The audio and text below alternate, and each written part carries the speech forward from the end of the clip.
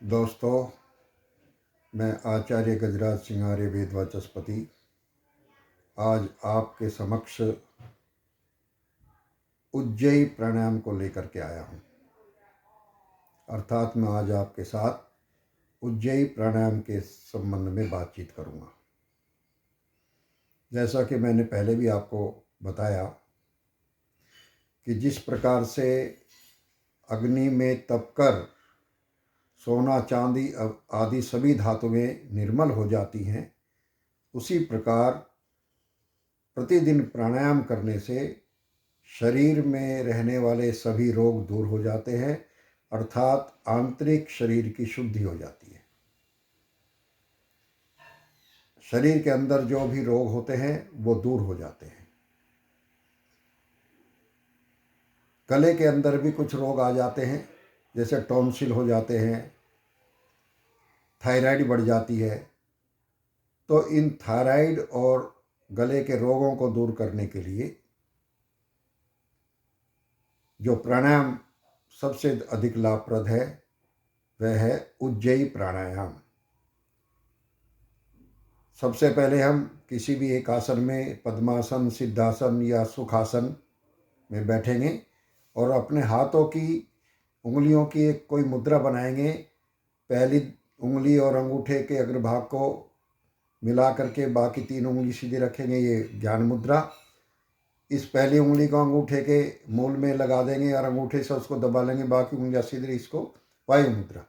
जिस भी मुद्रा में आप उचित समझें उसमें बैठें, सीधे बैठें और उसके बाद हम गले को टाइट करेंगे। गले को टाइट करके अंदर हवा को खींचेंगे और फिर कुछ देर रुकने के बाद, अंदर रोकने के बाद बाएं स्वर से बाहर निकाल देंगे, अर्थात दाएं स्वर को अंगूठे से बंद करेंगे और बाएं से बाहर निकाल देंगे। इस प्रकार से हम कम से कम प्रतिदिन 5 उज्जयी प्राणायाम हम अवश्य करें, थायराइड जैसे भयंकर रोग से मुक्ति के लिए। तो चलो प्रारंभ करते हैं। उज्जयी प्राणायाम। सीधे बैठेंगे, गले को टाइट करेंगे,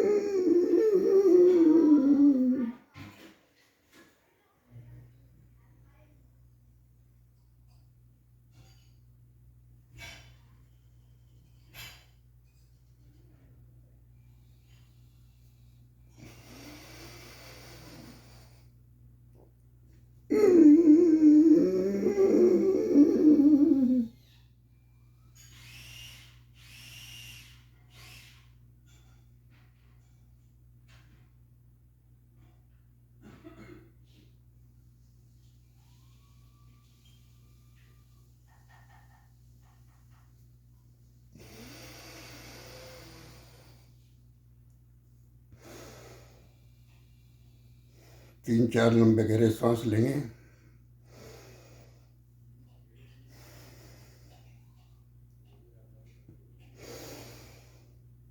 लंबा सांस लेना, लंबा छोड़ना।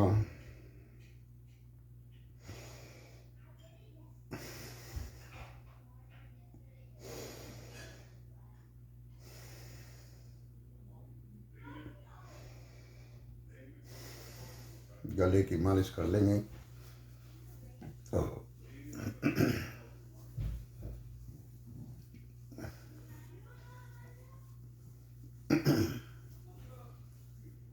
तो दोस्तों, ये है उज्जयी प्राणायाम।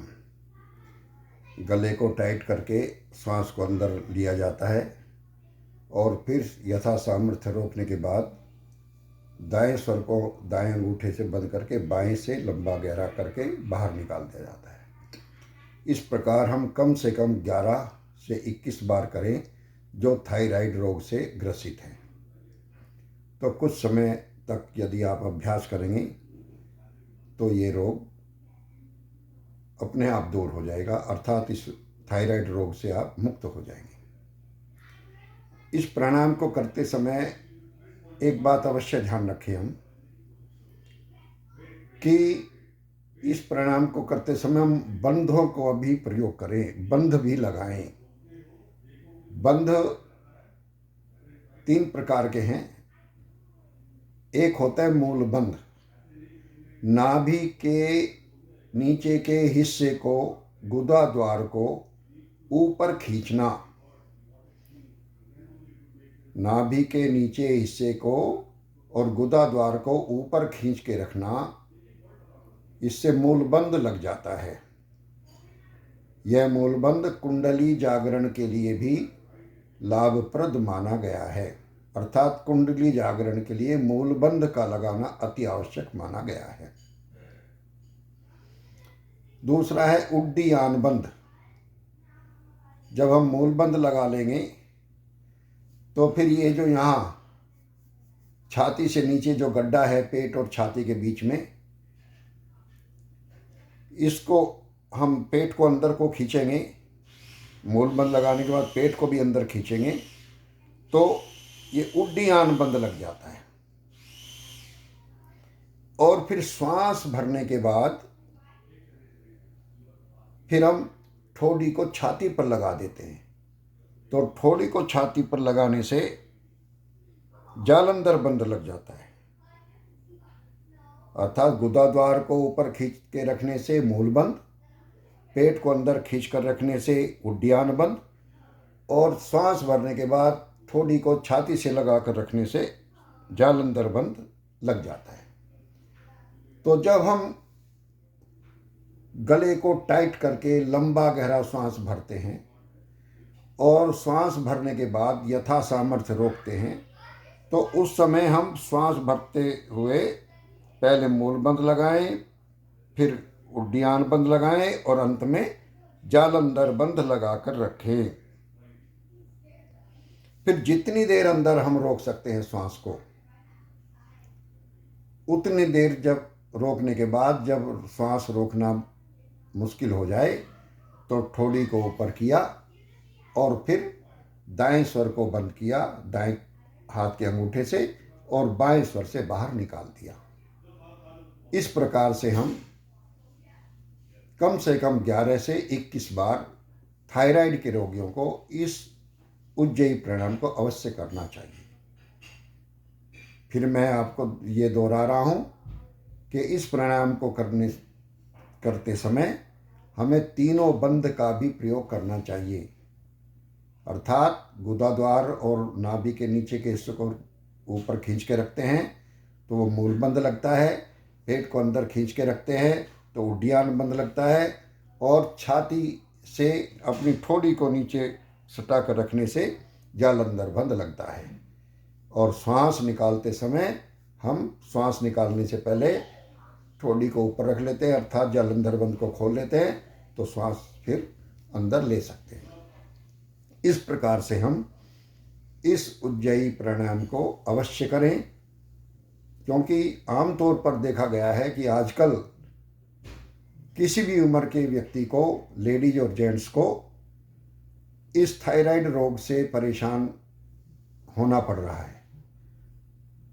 अंग्रेजी दवाइयों को खाते रहते हैं और उनके साइड इफ़ेक्ट होते रहते हैं, जिससे वो थायराइड के साथ साथ दूसरे रोगों से भी व्यक्ति को परेशान होना पड़ रहा है। इसलिए यदि बिना दवाई के आपको इस थायराइड रोग से मुक्त होना है तो प्रतिदिन अपनी दिनचर्या में इस उज्जयी प्राणायाम को भी अवश्य सम्मिलित करें। फिर से दोहराता हूँ, इस उज्जयी प्राणायाम को करते समय तीनों बंध, मूल बंध, उड्डीयान बंध और जालंधर बंध को भी लगा करके रखेंगे तो अत्यंत लाभ होगा। देखिए, अब जिस व्यक्ति को अपने से प्रेम है, अर्थात जो व्यक्ति अपने को स्वस्थ रखना चाहता है, वह व्यक्ति अपनी 24 घंटे के समय को निश्चित कुछ विभाजित कर देता है, अर्थात अपनी दिनचर्या को तय कर लेता है किस समय मैं क्या करूँगा, और उस दिनचर्या में आसन और प्राणायाम को भी अवश्य सम्मिलित करता है। तो यदि आप लोग भी अपने आप से प्यार करते हैं, अर्थात अपने स्वास्थ्य को ठीक रखना चाहते हैं, तो अपनी दिनचर्या में आसन और प्राणायाम को भी अवश्य सम्मिलित करें।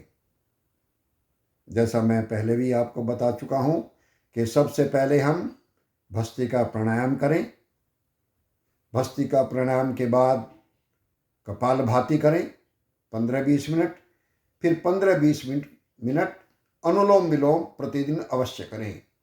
और उसके बाद जो थायराइड रोग से ग्रसित है वो 11 से 21 बार गले को टाइट करके लंबा श्वास गहरा भरना, तीनों बंद लगाना और फिर उसके बाद बाएं स्वर से बाहर श्वास को निकालना। इस प्रकार से हम 11 से 21 बार प्रतिदिन यदि उज्जयी प्राणायाम को अपने अभ्यास में लाएंगे तो हम थायराइड जैसे भयंकर रोग से मुक्त हो सकते हैं।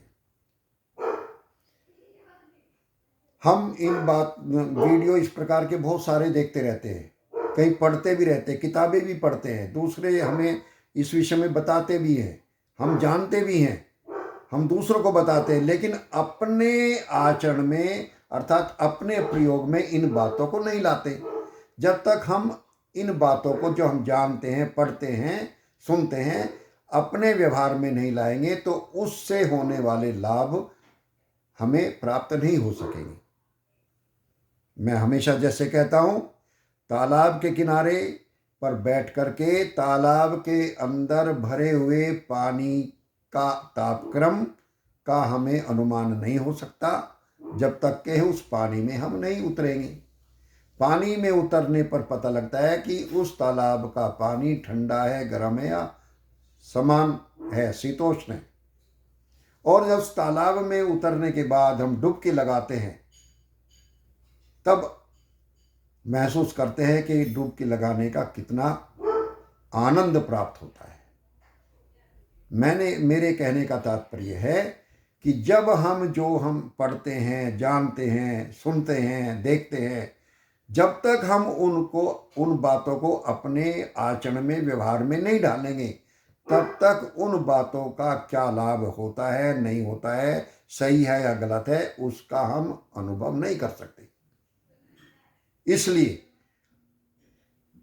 जो भी हमने वीडियो देखा या पुस्तक पढ़ी या किसी ने कुछ बताया या हमने कहीं किसी से सुना, तो उन बातों को हम अपने अभ्यास में लाकर उसका अनुभव प्राप्त करें और उन बातों से जो हमने पढ़ा, सुना, देखा, उनसे क्या लाभ है, स्वयं अनुभव जब तक नहीं करेंगे तब तक हम सही और गलत का निर्णय नहीं कर पाते। इसलिए मेरी आपसे ये विनम्र प्रार्थना है कि आपको यदि अपने आप से प्रेम है, अर्थात आप अपने आप को स्वस्थ रखना चाहते हैं, तो अपनी दिनचर्या में प्रतिदिन आधा पौना घंटा आसन का अभ्यास करें, प्राणायाम करें। प्राणायाम में पहले भस्त्रिका करें, फिर कपालभाति करें, फिर अनुलोम विलोम करें और उसके बाद उज्जयी प्राणायाम भी, जो थायराइड रोग से ग्रसित है, वो कम से कम 11 से 21 बार अवश्य करें। मुझे आशा है आप मेरी बातों को मान करके इन प्राणायामों को अपनी दिनचर्या में अवश्य सम्मिलित करेंगे और निरोग रहने का क्या सुख है उसको स्वयं अनुभव करेंगे। इन्हीं शब्दों के साथ मैं अपनी वाणी को यहीं पर विराम देता हूँ और अनुरोध करता हूँ कि यदि आपको मेरी ये बात पसंद आई हो, यदि यह वीडियो आपको अच्छा लगा हो, तो कृपया इसको लाइक अवश्य करें और अपने दोस्तों को भी शेयर करें, जिससे कि वे भी इस वीडियो का अधिक से अधिक लाभ प्राप्त कर सके, अर्थात इन प्राणायामों का अभ्यास करके वो भी अपने आप को स्वस्थ रख करके अपने जीवन का आनंद प्राप्त कर सके। और एक और निवेदन है कि इस वीडियो को लाइक तो करें, आप शेयर भी करें दोस्तों को अधिक से अधिक संख्या में, इसको सब्सक्राइब भी करें चैनल को। इन्हीं शब्दों के साथ आपको ये विश्वास दिलाता हुआ कि इसके बाद मैं एक और प्राणायाम को लेकर के आपके समक्ष उपस्थित होऊंगा, जिसके संबंध में आपसे बातचीत करूंगा। इन्हीं शब्दों के साथ अगले समय तक आप सभी से मैं विदा लेता हूँ। ओम शांति।